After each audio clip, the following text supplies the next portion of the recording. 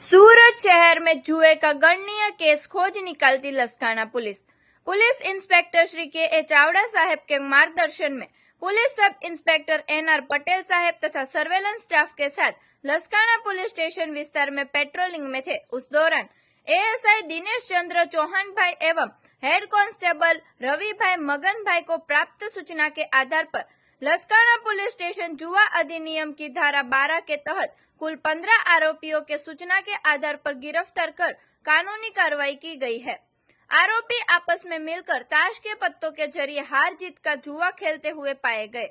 मौके से जुआ खेलने के साधन ताश के पत्ते संख्या 52, दाव पर लगाए गए नकद रुपए 36,660 तथा आरोपियों की व्यक्तिगत तलाशी में बरामद नकद रुपए 45,750 एवं कुल 16 मोबाइल फोन जिनकी कुल कीमत रुपए 1,04,000 इस प्रकार कुल 1,53,410 रुपए का मुद्दामाल बरामद किया गया।